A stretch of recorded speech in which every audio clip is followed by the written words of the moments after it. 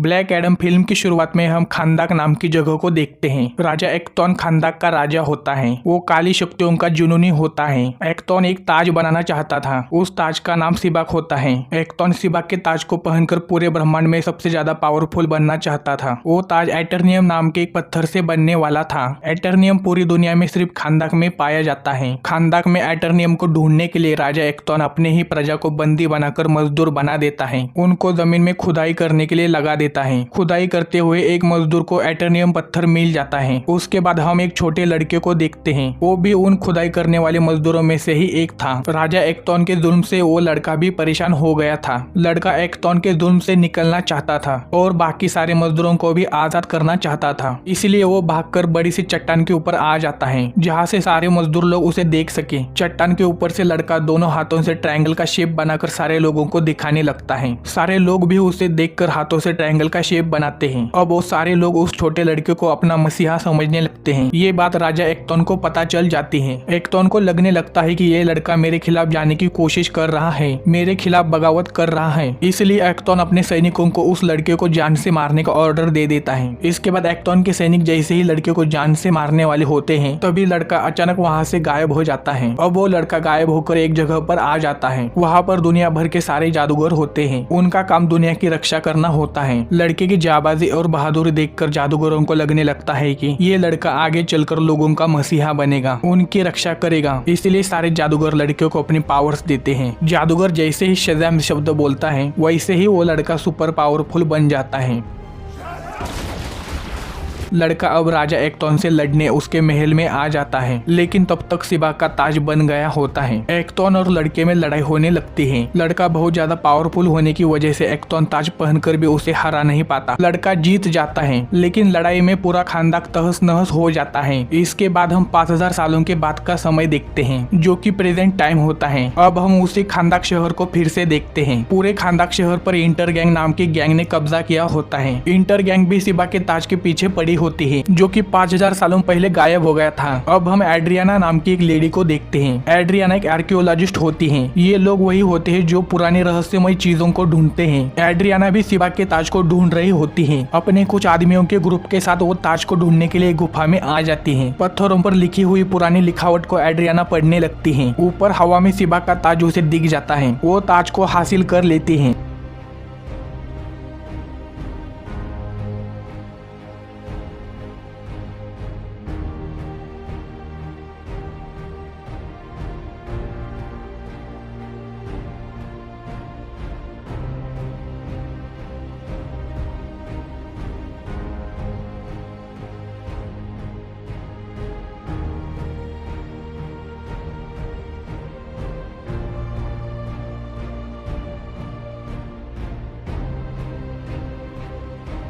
इसके बाद black Adam एक आदमी को हाथों से उठाकर जलाकर राख कर देता है। इंटर गैंग के आदमी गन से ब्लैक एडम के ऊपर सारी गोलियां फायर करते हैं, लेकिन ब्लैक एडम के ऊपर इन गोलियों का इतना सा भी असर नहीं होता। वो गुंडों को मारकर गुफा से बाहर आ जाता है। गुफा के बाहर इंटर गैंग के और लोग हेलीकॉप्टर्स और गाड़ियों में भर भर कर वहाँ पर आ जाते हैं। हेलीकॉप्टर्स को ब्लैक एडम ब्लास्ट कर देता है। बाकी लोगों को स्लो मोशन में आकर जान से मारने लगता है। ब्लैक एडम एड्रियाना को कुछ नहीं करता, क्योंकि एड्रियाना ने उसे मकबरे से आजाद किया होता है। इंटर गैंग का एक आदमी ब्लैक एडम के ऊपर मिसाइल चला देता है। ये मिसाइल उसी एटर्नियम पत्थर से बनी होती है, जिससे कि सिबाक का ताज बना हुआ होता है। एटर्नियम ब्लैक एडम की कमजोरी होती है। एटर्नियम से ही ब्लैक एडम को मारा जा सकता है। ब्लैक एडम स्पीड में आकर मिसाइल को हाथ में पकड़ लेता है। मिसाइल ब्लास्ट हो जाती है। वहाँ पर बड़ा धमाका हो जाता है। धमाके में ब्लैक एडम घायल होकर बेहोश हो जाता है। जिसका हमें इस्माइल चलता है कि वो इंटर गैंग के साथ मिला हुआ होता है, यानी कि वो इंटर गैंग के आदमियों को वहाँ पर बुला लेता है। हाउकमैन के आदमी वहाँ पर हाउकमैन के सामने स्क्रीन पर को जान से मार देते हैं, जिसका काम एड्रियाना से ताज छीन खतरों को रोकना होता है। जमीन पर उनसे लोगों की रक्षा करना बहुत सालों पहले हाउकमैन किसी को बंद कर रखा हुआ था। एड्रियाना पत्थर के मकबरे के ऊपर लिखा हुआ है जब रोकना होगा। अब हाउकमैन जस्टिस सोसाइटी की टीम से आजाद हो जाता है। दरअसल 5000 सालों में साइक्लोन नाम की लड़की होती है। साइक्लोन के पास हवा को मोड़ने की ताकत इंटर गैंग के आदमी यानी कि हवा ही तरफ गन पॉइंट करते हैं। इसके बाद नंबर 2 पर एटॉम स्मैशर है। एटॉम स्मैशर के पास एक सूट होता है, जिसे पहनकर वो अपना साइज 100 गुना बड़ा कर लेता है और दुश्मनों के छक्के छुड़ा देता है। इसके बाद आखिर में डॉक्टर फेट है, वो एक बुजुर्ग होते हैं। डॉक्टर फेट के पास मैजिक होता है और वो समय के आगे भी देख सकते हैं, यानी कि उनके पास फ्यूचर देखने की पावर्स होती हैं। एट्रियम मिसाइल से बेहोश होने के बाद एड्रियाना ब्लैक एडम को अपने घर पर लेकर आई होती है। ब्लैक एडम होश में आने के बाद अपनी जख्म खुद से ही ठीक कर लेता है। उसके पास अपनी जख्म ठीक करने की पावर होती है। और टॉम जो कि एड्रियाना का बेटा होता है, वो ब्लैक एडम से कहता है कि 5000 सालों पहले तुमने राजा एक्टॉन से खानदान के लोगों को बचाया था, तो अब पूरे खानदान पे इंटर गैंग का कब्जा है, तो तुम फिर से खानदान के लोगों को अपने पावर से बचा सकते हो और खानदान का सुपर हीरो बन सकते हो। ब्लैक एडम अमन की बातों को इग्नोर करता है और वहां से चला जाता है। 5000 सालों पहले खानदान के लोगों ने ब्लैक एडम का एक स्टैचू बनाया होता है। ब्लैक एडम उस स्टैचू को देख ही रहा होता है, तभी एड्रियाना और उसके बेटे के पीछे इंटर गैंग के कुछ लोग पड़ जाते हैं। ब्लैक एडम इंटर गैंग के लोगों से एड्रियाना और उसके बेटे को बचाता है। तभी वहां जस्टिस सोसाइटी की टीम आ जाती है। वो ब्लैक एडम से फाइट करने लगते हैं, लेकिन वो भी ब्लैक एडम को रोकने में नाकामयाब रहते हैं। इसके बाद ब्लैक एडम वहां से चला जाता है। जस्टिस सोसाइटी की टीम अब एड्रियाना के पास आ जाती है। वो एड्रियाना से ब्लैक एडम को रोकने में मदद करने के लिए कहते हैं, लेकिन एड्रियाना उनसे कहती है कि तुम सब कहाँ थे तब इंटर गैंग के लोगों ने 27 सालों से पूरे खानदान पर कब्जा किया हुआ है। तुम सब तो हमें उनसे बचाने नहीं आए। ब्लैक एडम ने हमें इंटर गैंग के लोगों से बचाया है, अब वो हमारा सुपर हीरो है। एड्रियाना जस्टिस सोसाइटी से बात कर ही रही होती है, तभी उसके घर में इस्माइल जो कि इंटर गैंग का बॉस होता है, वो घुस आता है। ब्लैक एडम आजाद होने के बाद गुफा में इंटर गैंग के लोगों को मार रहा होता है, तभी एड्रियाना ने उनसे वो ताज चुराया था और लाकर अपने घर में छुपा दिया होता है। इस्माइल उसी ताज को लेने के लिए एड्रियाना के घर में घुस आया होता है। एड्रियाना का लड़का अमन घर में होता है, वो ताज को घर में कहीं छुपा देता है। उसके बाद वो चुपके से एड्रियाना को कॉल करता है और इस्माइल के बारे में बताता है, कैसे वो घर में घुस आया है। इस्माइल को घर में ताज नहीं मिलता है तो वो अमन को किडनैप कर लेता है। Black Adam and justice society की टीम अब अमन को बचाने के लिए एक हो जाते हैं। हाउकमैन और ब्लैक एडम की कुछ बनती नहीं थी, दोनों एड्रियाना के घर में फाइट करने लगते हैं। हाउकमैन से फाइट करते वक्त ब्लैक एडम का पंच किसी चीज के अंदर लग जाता है। दोनों उस चीज को खोलते हैं तो उसमें सिबा का ताज होता है, जो कि अमन ने वहाँ पर छुपा दिया था। Black Adam and justice society को अमन के बारे में इस्माइल के आदमियों से पता चलता है कि इस्माइल अमन को किडनैप करके रेगिस्तान के खदान में लेकर गया है। अब वो खदान में घुसने का प्लान बनाने लगते हैं, तभी ब्लैक एडम उनसे डायरेक्ट आकर लड़ने लगता है। इंटर गैंग के लोगों को बुरी तरह से मारने लगता है। इस्माइल अमन के साथ एक शील्ड में होता है, जो कि पूरी तरह से एटर्नियम से बनी होती है। ब्लैक एडम एटर्नियम की शील्ड को तोड़ नहीं सकता था। इस्माइल अमन की तरफ गन पॉइंट करके एड्रियाना से ताज मांगता है। एड्रियाना उसे ताज दे देती है। इसके बाद इस्माइल अपना एक राज सबको बताता है, मैं ही राजा एक्टॉन का आखिरी बचा हुआ वंशज हूँ। मैं इस ताज की मदद से फिर से खानदान का राजा बन जाऊंगा। इस्माइल स्पेशली ब्लैक एडम से कहता है कि तुम्हारे बेटे के मरने पर तुम बहुत रोए थे, आज देखते हैं कि तुम एड्रियाना के बेटे अमन को बचा पाते हो क्या। ऐसा कहकर इस्माइल अमन के ऊपर गोली चला देता है। ब्लैक एडम बीच में आकर गोली अपने ऊपर लेकर अमन को बचा लेता है। इसके बाद वो अपनी पावर से इस्माइल को जलाकर राख कर देता है। अब सब कुछ ठीक होने के बाद हाउकमैन ब्लैक एडम से कहता है कि इस्माइल ने बोला था कि तुम तुम्हारे बेटे के मरने पर बहुत रोए थे, इसका क्या मतलब है। ब्लैक एडम अब अपना एक राज हाउकमैन को बताता है। वो छोटा लड़का जिसे जादूगरों ने अपनी पावर्स दी थी, जो खानदान के लोगों का मसीहा बना था, वो मेरा बेटा था। राजा एक्टॉन कई बार मेरे बेटे से हारने के बाद उसने हमारे परिवार पर हमला किया। हमले में मेरी पत्नी की डेथ हो गई और मैं पूरी तरह से जख्मी हो गया था। उसके बाद वहाँ पर मेरा बेटा आया और उसने मुझे अपनी सारी पावर्स दे दी, लेकिन तभी एक्टॉन के सैनिकों ने मेरे बेटे को मार दिया। अब मैं गुस्से में आकर राजा एक्टॉन से लड़ने आया। मैंने राजा एक्टॉन को जान से मार दिया था, लेकिन मैं अपनी पावर्स कंट्रोल नहीं कर पाया और पूरा खानदान तहस नहस हो गया। उसके बाद जादूगरों ने फैसला किया और मुझे एक मकबरे के अंदर कैद कर दिया। खानदान के लोगों ने 5000 सालों पहले जो स्टैचू बनाया था, वो मेरा नहीं बल्कि मेरे बेटे का है। इसके बाद ब्लैक एडम शेज़ैम शब्द बोलता है और आम इंसान के रूप में आ जाता है। ब्लैक एडम शेज़ैम शब्द ना बोले और अपनी पावर्स फिर से हासिल ना कर ले, इसलिए डॉक्टर फेट और हाउकमैन उसे समुद्र के नीचे सीक्रेट जगह पर ले आते हैं। वहाँ पर ब्लैक एडम को संभालने की जिम्मेदारी सीक्रेट टीम पर होती है। जस्टिस सोसाइटी की टीम को लगने लगता है अब सब कुछ ठीक हो गया है, लेकिन खतरा दोबारा से आने वाला था। इस्माइल जिसे ब्लैक एडम ने जलाकर राख कर दिया था, वो आत्मा बनकर जहन्नुम में आ जाता है। जहन्नुम के मॉन्स्टर से पावर्स मांगता है और एक सुपर पावरफुल मॉन्स्टर बनकर फिर से वापस आता है। दरअसल इस्माइल भली भांति जानता था कि उसे ताज की पावर्स लेने के लिए मरना होगा, इसलिए उसने जानबूझकर अमन के ऊपर गोली फायर कर दी थी ताकि ब्लैक एडम उसे मार दे और वो जहन्नुम में आ जाए। जस्टिस सोसाइटी एंड इस्माइल में तगड़ी फाइट होने लगती है। डॉक्टर फेट अपने मल्टीपल अवतार में आकर इस्माइल से फाइट करने लगते हैं, तभी वो इस्माइल को हरा नहीं पाते। अब डॉक्टर फेट को लगने लगता है इस्माइल को सिर्फ ब्लैक एडम ही हरा सकता है, इसलिए डॉक्टर फेट अब टेलीपैथी के जरिए ब्लैक एडम से बात बात करते हैं और उससे कहते हैं कि तुम्हारे बाहर आने का समय हो गया है। इसके बाद ब्लैक एडम कांच तोड़कर बाहर आकर वहाँ के गार्ड से लड़ने लगता है।